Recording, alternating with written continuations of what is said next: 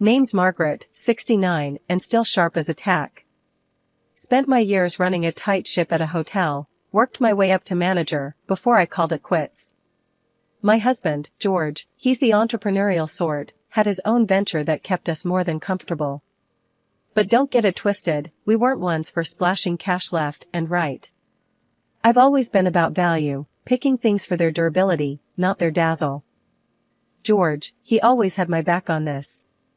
Margaret, you've got a head on your shoulders that's worth two, he'd say with a nod. Keep pinching those pennies. And pinch we did, amassing a nice little cushion for ourselves.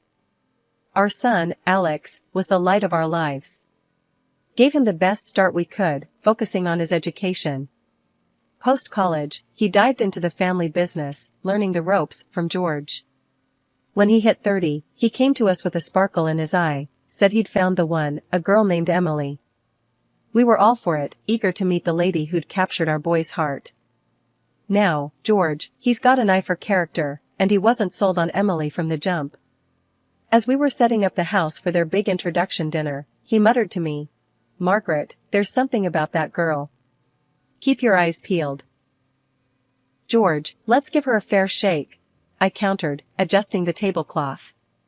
"Alex seems over the moon." "Just saying, keep a lookout," he grumbled, but he left it at that. The night they were to come over, I cooked up a storm. Wanted everything to be perfect for Emily's first impression of us.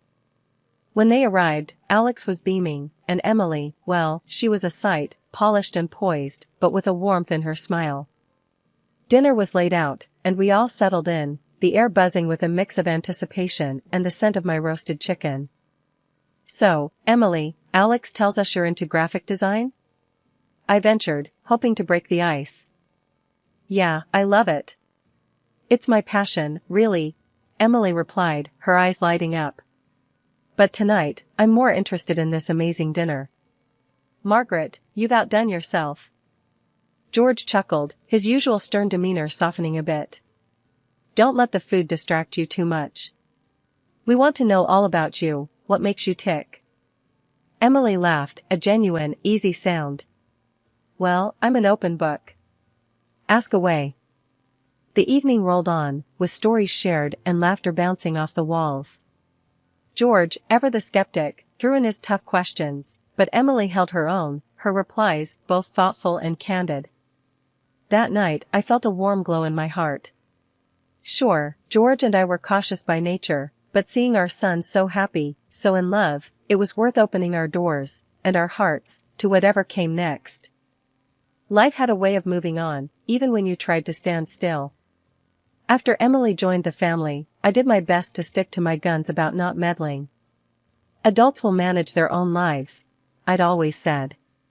But sometimes, what you want to believe and what's staring you in the face don't quite line up. George repeated his concerns. "That girl, she's got an angle," he said to me one quiet evening. We were sitting in our living room, the TV muttering to itself in the background. "George, let them be. Alex is happy," I replied, folding some laundry, trying to keep the worry out of my voice. "Happiness is one thing, being blind is another." "Just watch," he grumbled, his eyes fixed on some late-night show that neither of us were watching. George's words hung in the air like smoke. I wanted to wave them away, but they lingered, stubborn and thick. It wasn't long before I started seeing little things. Emily had quit her job not long after the wedding, saying she wanted to focus on the house. Fair enough, I thought. But the house didn't seem to need that much focusing. Every time I visited, things were, well, just as they should be, but Emily was off and out. One afternoon, I dropped by unannounced.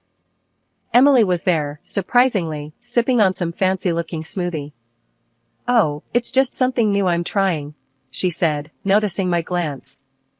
"You know, gotta stay healthy." I nodded, though I couldn't help but think of the price tag on her health kick. "Is Alex home?" I asked. "Nope, busy with the business." "You know how it is," she replied, her tone light, almost too light. "Yeah, I do," I said, memories of George's long hours flooding back. "He's working hard, then?"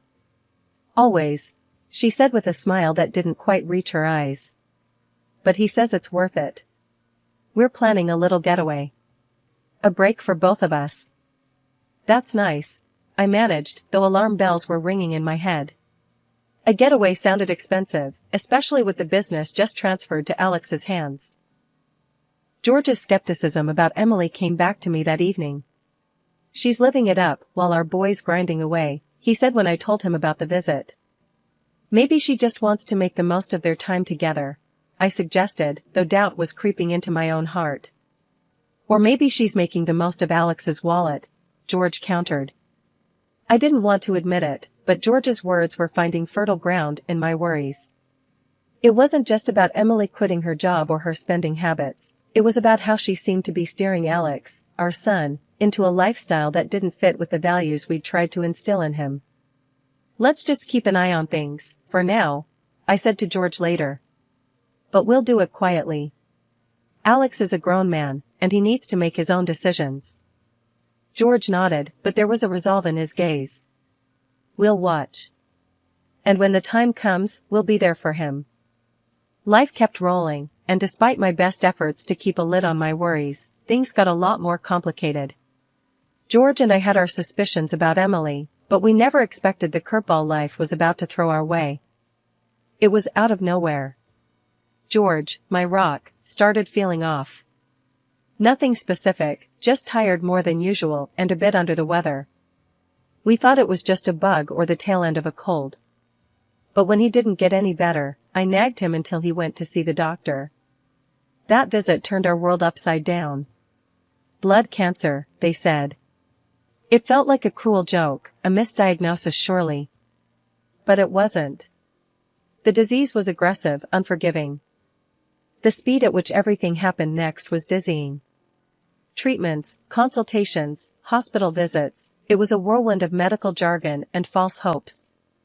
George fought hard, bless him, but the cancer was merciless. 6 months from diagnosis to the end. Just like that, he was gone. The night George passed, the house felt empty, colder somehow. I sat in our living room, surrounded by memories, feeling lost. George's warnings about Emily, his concerns for Alex, echoed in my mind. He'd been trying to protect us, even when facing his own mortality. We'll watch. And when the time comes, we'll be there for him, he had said. And now, it was all on me. The grief was a heavy companion in those days. But amidst it, there was a resolve forming inside me. George's passing was a stark reminder that life was unpredictable, and sitting back wasn't an option anymore. I had to keep an eye on Emily and Alex, maybe even closer now than before. George wouldn't be there to share his observations or to back me up, but I knew what needed to be done. When I got the news that Alex and Emily were expecting, it was like a burst of sunshine through the clouds. I was over the moon, thinking about the little one on the way. I figured it was the perfect chance to bridge any gaps between me and Emily. She seemed keen on the idea too, so I started dropping by their place more often, lending a hand wherever I could. I was all in, buying bits and bobs for the baby, nothing fancy, just good, solid stuff that I thought would come in handy. One afternoon, I showed up at their doorstep, arms laden with goodies. Emily's reaction, though, was far from what I expected. She sifted through the bags with a look that could sour milk. "What's this?" "None of these are brand names," she said, her voice dripping with disdain. I was taken aback, not gonna lie. "Honey, when it comes to babies, it's the quality that counts, not some fancy label," I tried to explain, keeping my voice even. Emily tossed a stuffed animal back into the bag like it was trash. "Alex's got the money. And with his dad gone, well, it's ours now. We can afford the best for my daughter." Her words stung. "Those savings are the result of years of careful spending," I shot back, feeling my temper rise. She just smirked, throwing the gifts aside. "I deserve the best. So does my baby." I tried to chalk it up to hormones, telling myself things would get better once the baby arrived. But deep down, I knew we were worlds apart in our thinking. Visits to their house became more frequent as the due date approached. I wanted to be there for Emily, despite our differences. But every conversation seemed to circle back to her wanting the most expensive things for the baby, things that screamed more about status than sense. One day, I couldn't hold back. "Emily, love, you know all these fancy things won't make a bit of difference to your baby, right? She needs love, warmth, and care, not designer labels." Emily huffed, rolling her eyes. "You just don't get it. This is how I want to raise my daughter." "Alex agrees with me, don't you, babe?" Alex, caught in the middle, looked like a deer in headlights. "Well, I just want what's best for you and the baby, Em." I sighed, realizing this was a battle I wasn't going to win. "Just remember, it's the time you spend with your child that counts, not the money." Emily's response was a dismissive wave as she turned her attention back to her phone, scrolling through pages of high-end baby gear. Leaving their house that day, I felt a mix of anger and sadness. It wasn't just about the money or the things. It was about values, about understanding what really mattered in life. I hoped, for Alex's sake and the baby's, that Emily would come to see that. But as I drove home, I couldn't shake off the feeling that we were heading for trouble. After the little one came into the world, I thought things might settle down. But boy, was I wrong. Emily's taste for the high life only got worse, turning my son's house into what looked more like a high-end store than a home. Cribs, strollers, toys, you name it, if it had a designer label, it was probably somewhere in their living room. I kept telling myself it was all for my granddaughter, that she deserved the world and more. I spent as much time as I could with my granddaughter, taking her out for walks, just soaking up all the joy she brought into my life. I never asked for a dime from Emily for helping out. Truth be told, I would have paid them for the privilege of spending time with that little angel. One day, I came back from a walk a bit earlier than usual. My granddaughter needed a change, and I figured I'd pop in without making a fuss. Emily gave me a key for emergencies and to drop off food now and then, so I let myself in quietly, not wanting to startle anyone. As I tiptoed through the hallway, I heard voices coming from the living room. Emily was chatting with a friend, and what I heard next stopped me dead in my tracks. They were talking about money, my money, and Emily's plans to take a hefty chunk of it, divorce my son, and leave him high and dry. My heart sank as she went on about how little she cared for Alex and their daughter, how she was eyeing a way out and into the arms of another man. Panic and disbelief gripped me as I scrambled to get my phone out and hit record. I needed proof, something to show Alex, to protect him and my granddaughter from this scheming. But just as I got close enough to catch every treacherous word, my granddaughter stirred in my arms and started to cry. I quickly stashed my phone away and stepped into the living room, feigning ignorance. "Oh, I didn't mean to interrupt," I said, keeping my voice steady despite the storm raging inside me. "Just came in to change this little one." Emily glanced up, her face a mask of surprise that quickly shifted back to that cold, calculating look I'd come to know all too well.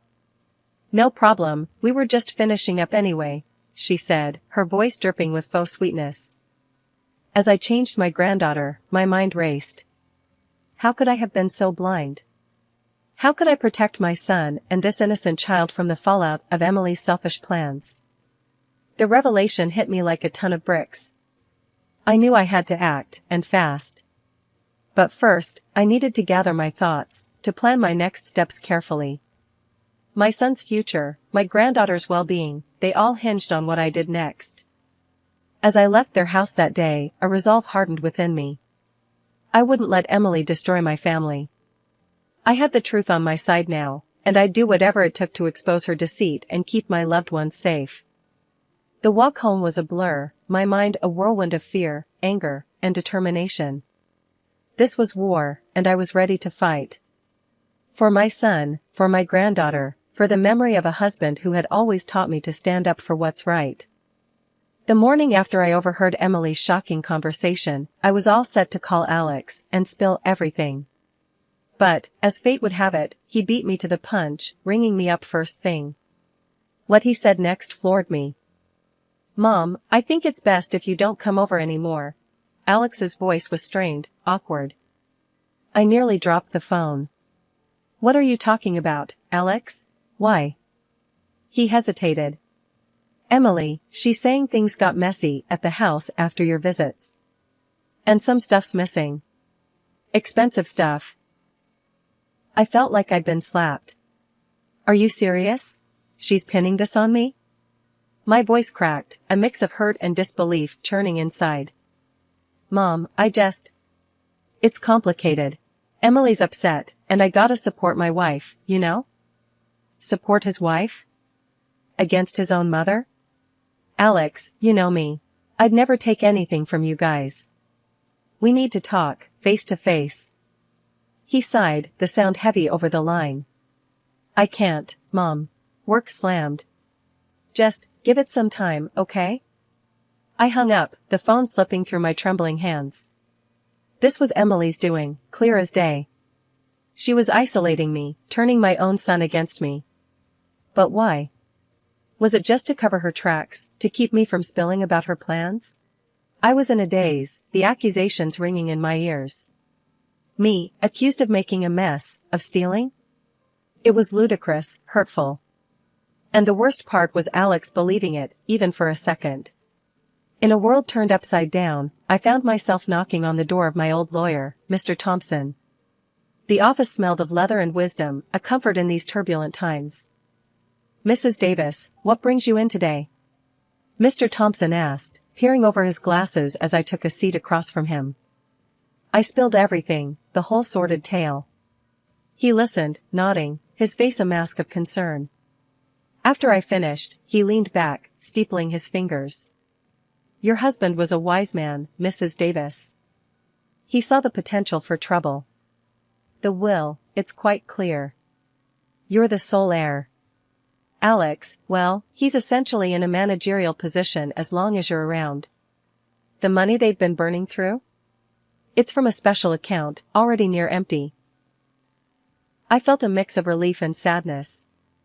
George, always looking out for us, even beyond the grave. So, what's left is safe from Emily's grasp. Exactly. Only you can access the main reserve, and not for another 2 years, he confirmed. I sighed, a weight lifting slightly. George, he always was thinking ahead. Mr. Thompson suggested a next step. Hiring a detective might be wise. Gather evidence of Emily's actions. It could be crucial. I shook my head, the thought of snooping around like that didn't sit right with me. No, I can't do that. It feels wrong. There has to be another way. Understood. But keep it in mind. Sometimes, we need hard evidence to open the eyes of those we love, he advised, his tone gentle yet firm. Leaving the office, I felt armed with new information, but burdened with how to use it. George had protected us in ways I hadn't even imagined, and now it was up to me to navigate these choppy waters without sinking our family ship. With a heavy heart but a determined spirit, I hatched a plan that would either save my family or fracture it beyond repair. I dialed Emily, my voice steady. I've got an offer for you, one that's worth your while, $200,000. I said, cutting straight to the chase. Her interest was piqued. Go on, she replied, her tone dripping with a mix of curiosity and greed. We'll talk tomorrow. Be ready, I said, hanging up before she could probe further. Next, I called Alex. Son, I need you to do something for me. No questions asked, all right? It's for your daughter's safety, I implored him. He was hesitant but agreed. Okay, Mom, what do you need?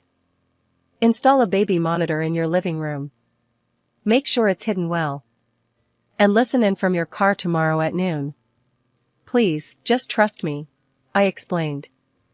The next day felt like the longest of my life. As noon approached, I sat across from Emily, the air between us thick with unsaid words. I repeated my offer, watching her reaction closely. So, you think you can just buy me off with $200,000? Is that it? Emily sneered, her eyes cold and calculating. I kept my voice steady, despite the storm of emotions inside. It's a way out, Emily. For both of us. You get a fresh start, and we get peace. Emily laughed, a harsh sound that echoed off the walls. A fresh start? Please. You think I don't know about the real money? Your husband left you sitting on a gold mine, and you think I'm walking away from that with just pennies? I felt a chill run down my spine.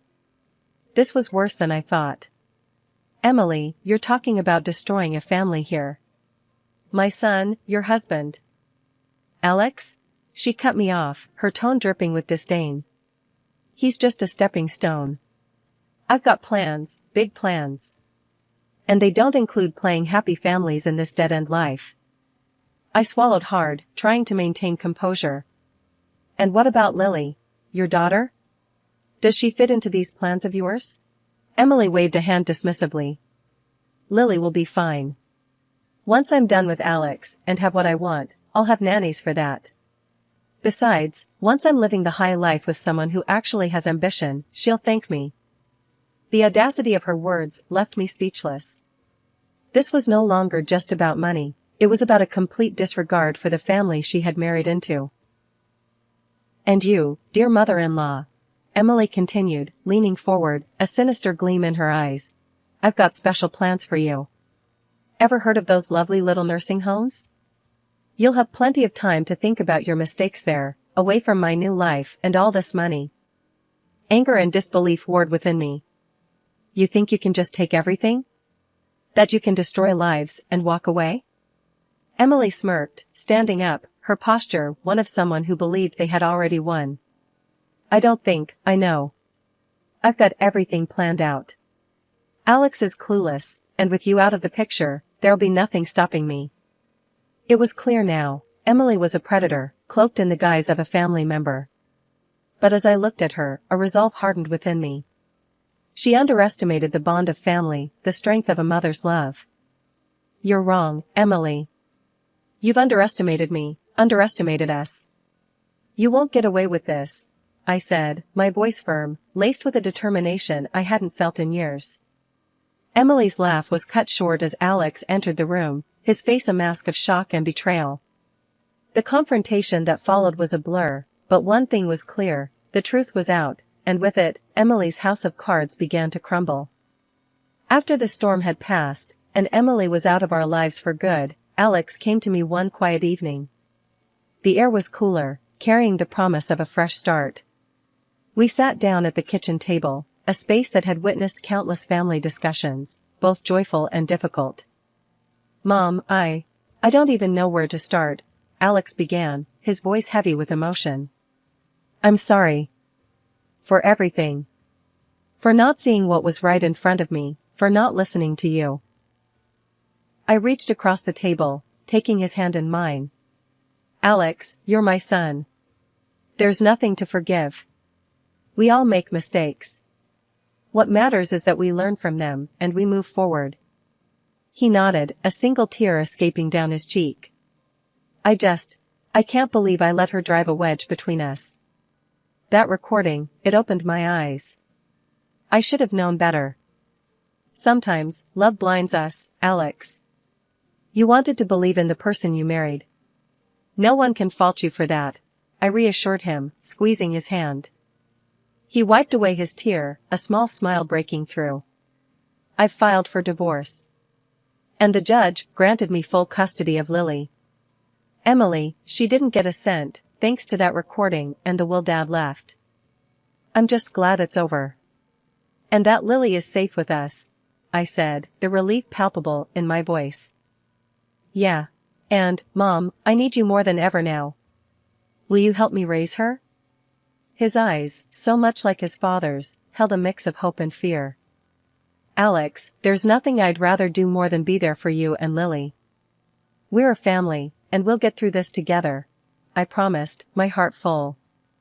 In the weeks that followed, our home was filled with the sounds of a child's laughter once more.